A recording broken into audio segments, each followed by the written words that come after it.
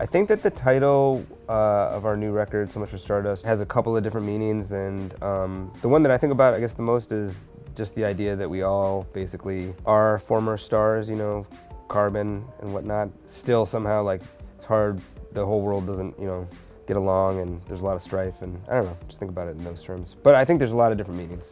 I think as a band, probably the biggest change over the course of, geez, like 22 years, has been confidence. The longer we do it, the more and more I hear us feeling not arrogant, but like sure that we can do this thing, you know, like, and I think settling in, yeah. Settling in, where it's like, look, I don't think I'm that confident as a person in literally any other facet, but I know that when the four of us get in a room, like, we're gonna do our best, and our best keeps getting better. It's really strange playing some of the old songs now because I remember there are songs that I remember being like, this is so difficult, and then it just kind of, now it just flows out of us. I turn around and Andy's just like, you know, he's got like 30 arms and just destroys it. So wow. Yeah, great, man. What's up, MTV News? We are Fall Out Boy, and these are our top 5 favorite videos.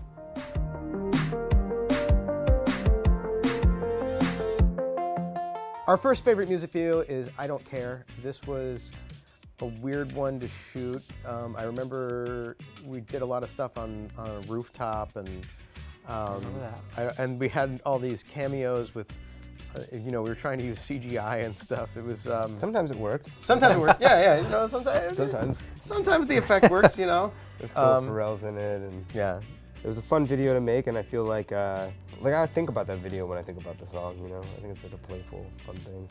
Our next favorite video is Dance Dance. This was a fun video to shoot because I think it was kind of the first one where our label gave us a little autonomy to do more of what we thought, and so we worked with our friend, this director, Alan Ferguson, and came up with like a fun John Hughes-ish storyline for the video. It was just fun. It was fun to like do one of those like nods to an 80s movie where you know, the nerds versus the popular kids, and everyone somehow knows the dance without knowing the dance. I got to be two Patricks. I was Nerd Patrick, and then I was Nerd Patrick. It was awesome because I was me on stage, and then me, you know, Alan was like, and then you'll be a nerd, and I'm like, as opposed to.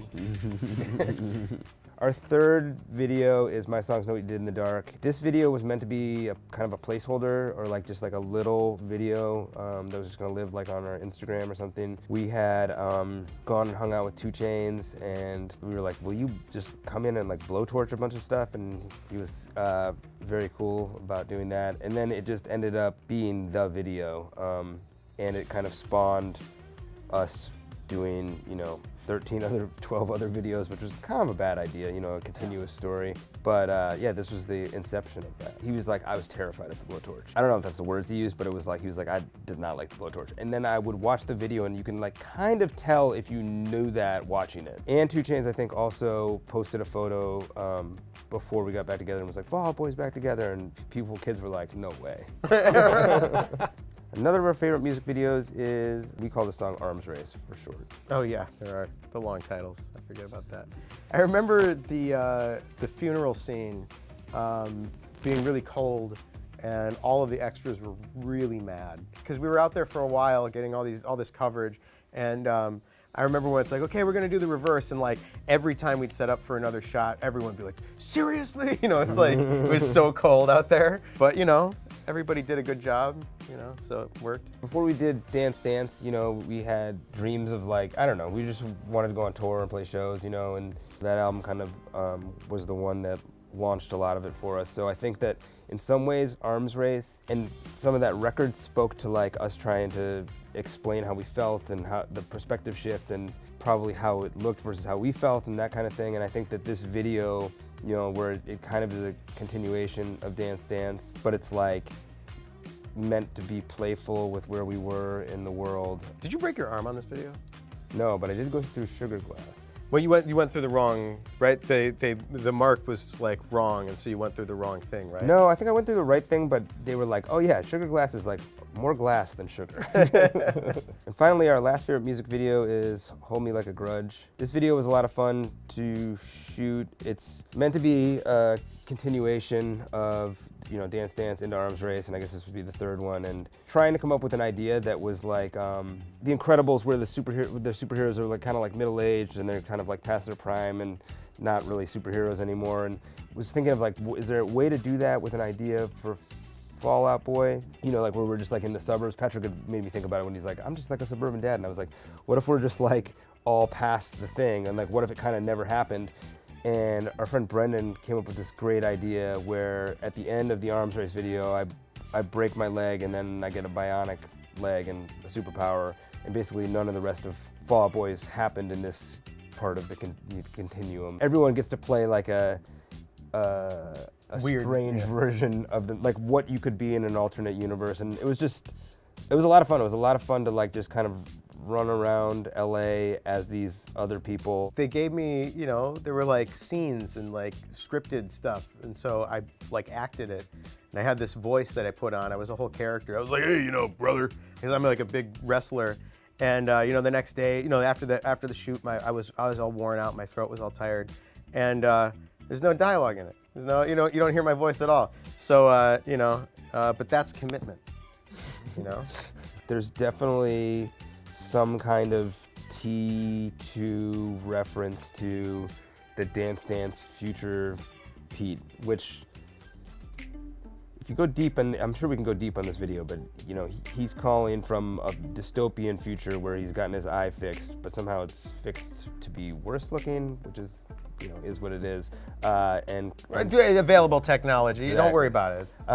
I feel like also there's definitely a couple of scenes with the Jeep that, there's one that feels a little bit like the Back to the Future 1, like when Michael J. Fox had his Jeep. Obviously, I have a Snake Plissken. That's like the look, this Escape from New York look, and we made sure we went through that. I was kind of evoking Mickey Rourke's The Wrestler, and then also, what was the Hulk Hogan? Was he Mr. Nanny? Was that the movie? Whatever.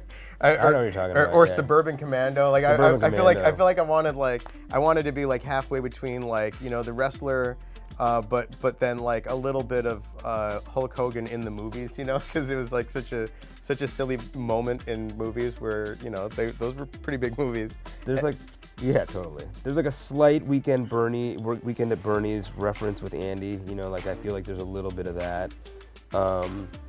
And then obviously Avatar and Avatar 2 with the special effects. Yeah. Yes, our mocap actor. Well, I was going to say the mocap. I thought Joe was drawing the most on Gollum. The Hobbit. Yeah, Benedict Cumberbatch. Yeah. For right? Yeah, the Hobbit. Yeah, it's when he's the dragon. When he's the dragon. Oh yeah. The desolation of Smaug. Yeah. I feel like Joe really inhabited like the Benedict Cumberbatch thing. Joe was saying something about like, that dude just must love being in a mocap suit, you know? I mean, I hope fans take away something personal with the record. I think we put a lot into this record. You know, it started before the pandemic, but I think was obviously informed by that time period. And, you know, I know it's different for you guys, but, you know, I think I really resonate with a lot of the things I've heard you say about what the record's about lyrically and musically and thematically. And I think, you know, like talking about the name of the record and what it means, I think it should be a really personal thing that, you know, it means what it means to you and how it resonates with you.